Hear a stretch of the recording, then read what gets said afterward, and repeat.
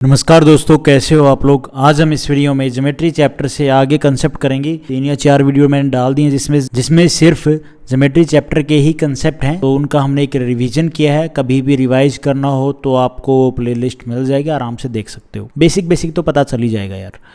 अच्छा देखो, आज का पहला कंसेप्ट है टू लाइन पैरेलल। ये हमारी दो लाइन है, जैसे कि मैं इनका नामकरण कर देता हूँ, P और ये Q और ये R और ये S।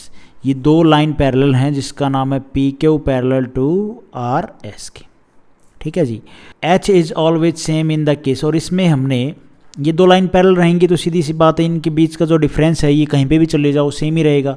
तो ये हो गई H हाइट, इनकी हमेशा सेम रहेगी। तो टू पैरेलल लाइन के बीच सेम बेस पर जितने भी ट्रायंगल बनाए जाएं, मान लो जैसे ये दो पैरेलल लाइन है, अब यहाँ पे हमने एक पॉइंट लिया B और यहाँ पे लिया C, और B से हमने ऊपर यहाँ पे एक पॉइंट लिया A से B को मिलाया और A से C को मिलाया, ये एक ट्रायंगल बन गया ABC। उसके बाद हमने C वर्टेक्स से ऊपर हमने D पॉइंट पे एक लाइन ड्रॉ करी और B से D को मिलाया, एक ट्रायंगल ये बन गया। तो मतलब ऐसे आपको और भी ट्रायंगल बना लो, चाहे यहाँ पे इसको ऐसे आगे बढ़ा के और ट्रायंगल बना लो, कोई दिक्कत वाली बात नहीं, कितने ट्रायंगल बना लो। कंसेप्ट क्या बोलता है कि दो पैरेलल लाइन के बीच में सेम बेस पे, मान लो फिलहाल तो ये बेस सेम था BC, ऐसे ही आगे आप एक और बेस बनाओगे, उसमें कितने ट्रायंगल बना लो, इसमें बना लो और भी कोई ट्रायंगल बन जाएगा। जैसे ये ट्रायंगल बन गया एक ट्रायंगल BOC। इस तरह से आप कितने भी ट्रायंगल बनाओगे, दो पैरेलल लाइन के बीच सेम बेस पर जितने भी ट्रायंगल बनाए जाएं उन सभी ट्रायंगल का एरिया इक्वल होगा। तो उन सभी ट्रायंगल का एरिया क्या बोल रहा है, ये इक्वल होगा। जैसे एरिया ऑफ ट्रायंगल ABC बराबर होगा एरिया ऑफ ट्रायंगल DBC, मतलब सेम बेस पर, बेस तो यही है ना, ये बेस होगा, सीधी सी बात है। इसने बोला है ये बात, सेम बेस पर जितने भी ट्रायंगल बनाए जाए, आप इससे और कोई ट्रायंगल बना लो आगे तक बढ़ा के, लेकिन वो बेस यही BC हो। ठीक है। अब जैसे आगे मैंने आपको बोला ना, जैसे C से लेके आगे कोई पॉइंट है, इस बेस के ऊपर आप और कोई ट्रायंगल बनाओ, सीधी बेस सेम रहेगा। दो पैरेलल लाइन के बीच में बेस सेम रहेगा, उसमें आप कितने भी ट्रायंगल बनाओ, बेस पर कितने भी ट्रायंगल बनाओ, उन सभी ट्रायंगल का एरिया इक्वल होगा। ये बात आपने अपने आप से समझ लेनी है अच्छे से। एरिया ऑफ ट्रायंगल ABC का जो होगा वही एरिया ऑफ ट्रायंगल DBC का होगा, बराबर होगा। एरिया क्या होता है भाई, ट्रायंगल का 1/2 बेस BC गुणा में हाइट। अब आप देखो, बेस सेम रहेगा तो सीधी सी बात है, दो पैरेलल लाइन के बीच में ट्रायंगल की हाइट तो सेम रहेगी ही, सही रहेगी, सीधी सी बात है भाई। तो ये हाइट, ये भी हाइट, राइट, और ये बेस। तो इसमें आप देखो ट्रायंगल ABC में बेस क्या है, सेम। ट्रायंगल DBC में भी बेस सेम रहेगा। हाइट क्या है, AB हाइट है, यहाँ पे DC हाइट है, ये तो सेम ही रहेगी, सीधी सी बात है। तो सेम रहेगा कि नहीं रहेगा डाटा, बिल्कुल डाटा ही सेम हो गया, तो ट्रायंगल दोनों सेम रहेंगे भाई। उसके बाद जो मोस्ट इंपॉर्टेंट कंसेप्ट है वो है भैया सिमिलरिटी ऑफ ट्रायंगल। इसके ऊपर अच्छा खासा क्वेश्चन आता है। सिमिलरिटी होती क्या है, ऐसे कोई भी दो ज्योमेट्री फिगर, आकृतियां कह लो, ज्योमेट्री चैप्टर में जो हम फिगर पढ़ते हैं, triangle, rectangle, quadrilateral, by circle, circle, ठीक है, और हेक्सागन, ऐसी दो ज्योमेट्री की जो फिगर, जो आकृतियां जिनका शेप तो सेम है लेकिन साइज कैन बी डिफरेंट, लेकिन साइज छोटा बड़ा हो सकता है लेकिन शेप जो है ना वो सेम है। जैसे ये एक बड़ा सर्कल है, एक छोटा सर्कल है, इनका साइज का तो फर्क है लेकिन शेप तो सेम ही है ना। ये शेयर क्यों लिख रखा है, शेप आएगा, shape same but size different. अच्छा आगे बढ़ो। इन टू ट्रायंगल, दो ट्रायंगल हैं ये, टू एंगल आर इक्वल, दो एंगल हमें इक्वल ये रखे हैं, मतलब एक ट्रायंगल में दो इक्वल, एक ट्रायंगल में दो इक्वल, ये हमें एंगल जो हैं दोनों ट्रायंगल में दो एंगल इक्वल दे रखे हैं। जैसे ये 60 डिग्री, ये 70 डिग्री, इस ट्रायंगल में ये 60 डिग्री, ये 70 डिग्री।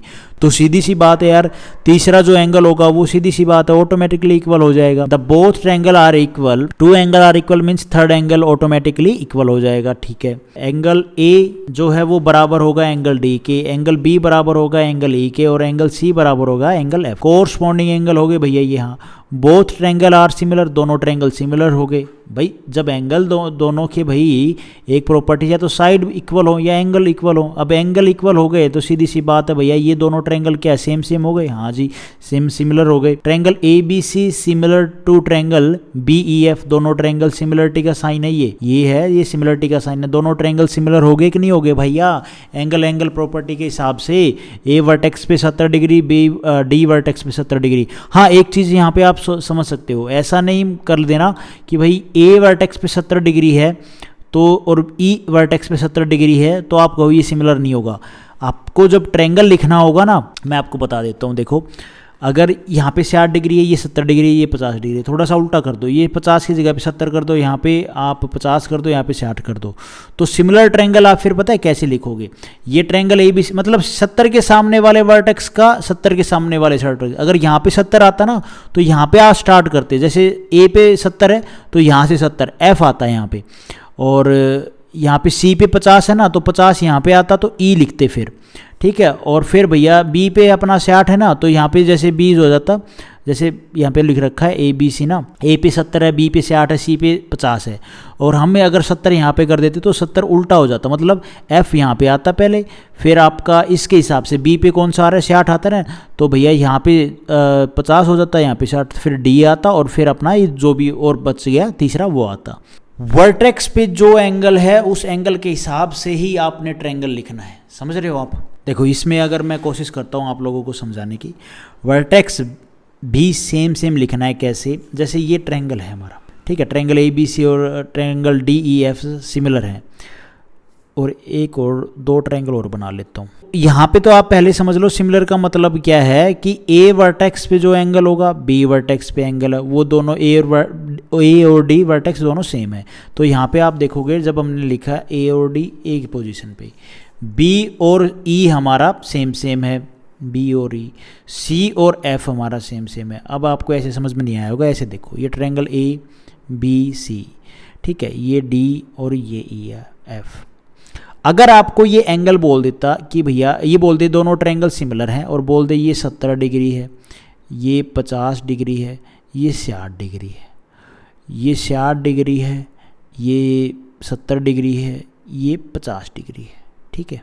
अब ये सिमिलर है ना तो आप इनको पता है कैसे लिखोगे कि भाई ये सिमिलर है ट्रायंगल, तो कैसे लिखोगे। पहले एक ट्रायंगल को उठा लो, ट्रायंगल ए बी और सी, ए पे कितना है 70, तो इस ट्रायंगल में भी 70 देखो कौन से वर्टेक्स पे ई पी है, तो ट्रायंगल फिर ए के कंपेयर में कौन सी वर्टेक्स आएगा, ई आएगा भाई, क्योंकि 70 इस पे है। फिर देखो 60 किस पे भैया, डी पे, इसमें कितना सी पे, या इसमें बी पे आ जाओ, देखो हमने ए बी सी लिख दिया ना, ऐसे चले हैं तो ऐसे चल लो। बी पे कितना है 50, तो यहाँ पे इस ट्रायंगल में 50 कहाँ पे, एफ पे, तो ये एफ आएगा।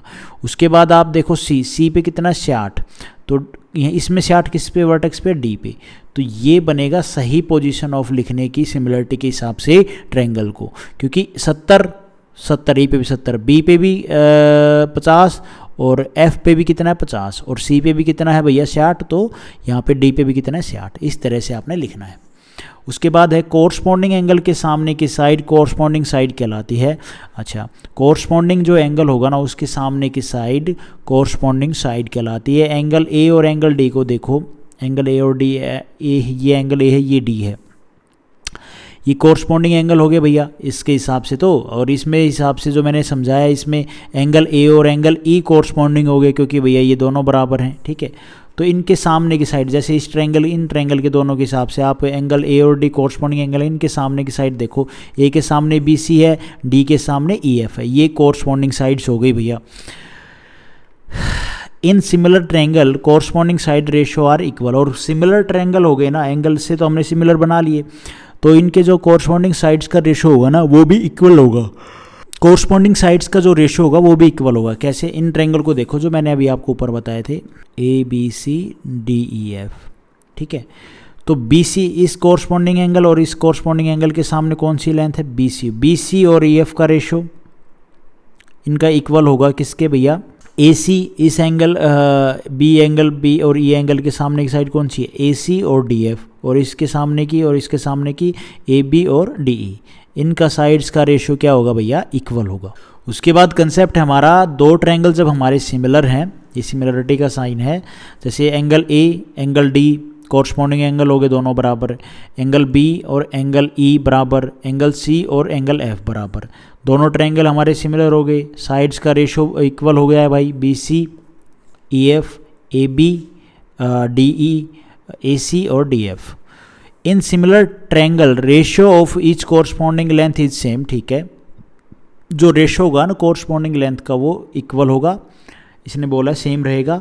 सो पेरीमीटर ऑल्सो भी सेम। भाई आप एक बार बताओ, जब कोरस्पॉन्डिंग साइज का मान लो ये हमारे कोरस्पॉन्डिंग, ये दोनों ट्रायंगल सिमिलर हैं, तो ये ए है साइड्स, तो ये भी इसका भी रेशियो ए होगा, ये बी है तो ये भी बी, ये सी है तो ये भी सी।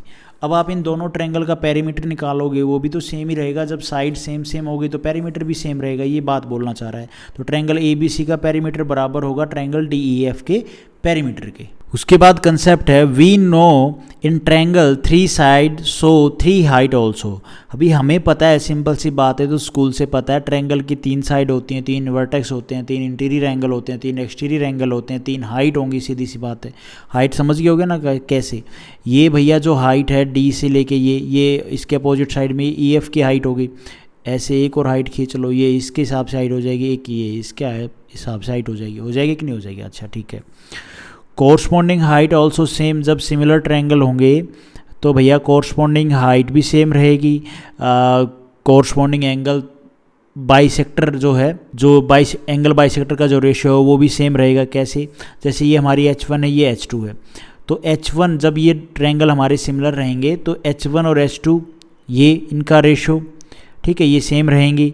और एंगल बाइसेक्टर ये हमारा थीटा, ये हमारा थीटा, ये एंगल बाइसेक्टर का भी काम करेगा।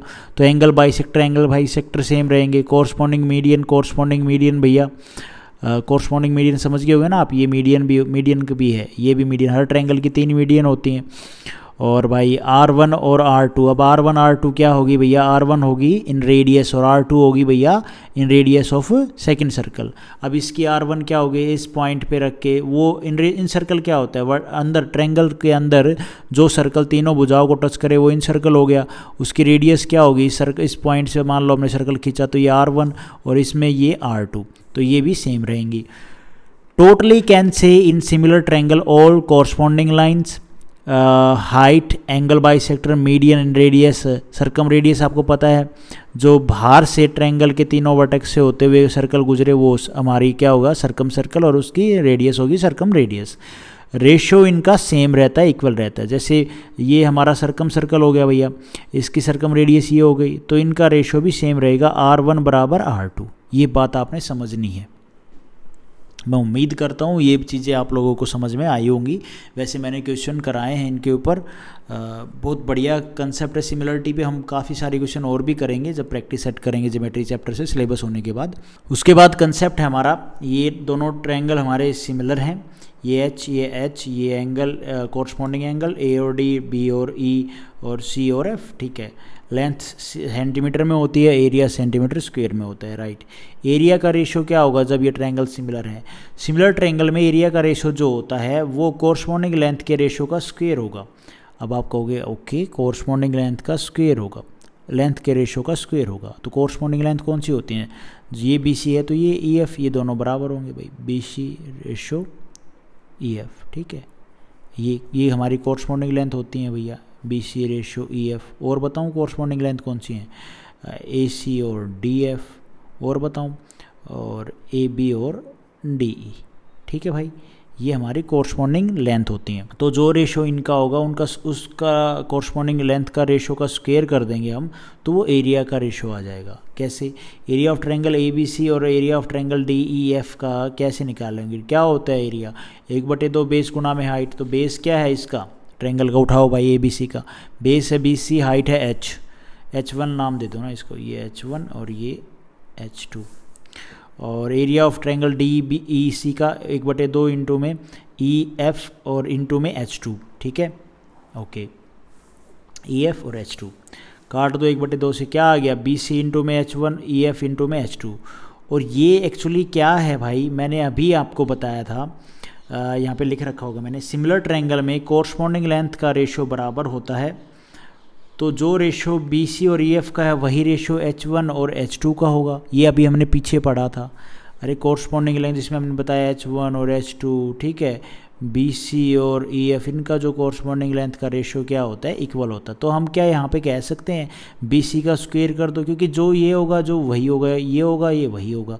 तो BC का स्क्वायर अपॉन में BC अपॉन में EF का कंप्लीट स्क्वायर लिख सकते हैं, या H1 अपॉन में H2 का कंप्लीट स्क्वायर लिख दो, कोई दिक्कत वाली बात नहीं है, ठीक है।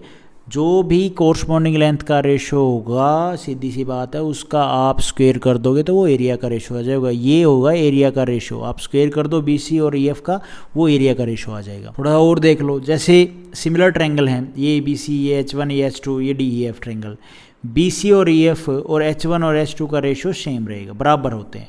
तो इसलिए हमने लिखा BC, जो एरिया का रेशो आया, BC अपॉन में EF का स्क्वायर, तो वो आ जाता है हमारा एरिया का रेशो। सो एरिया का रेशो हो जाएगा BC अपॉन में EF का स्क्वायर, और भी कह सकते हो आप दूसरी कोरस्पॉन्डिंग लेंथ के हिसाब से AC अपॉन में DF का स्क्वायर, AB अपॉन में DE का स्क्वायर। इतनी बात उम्मीद करता हूँ आप लोगों को समझ में आई होगी।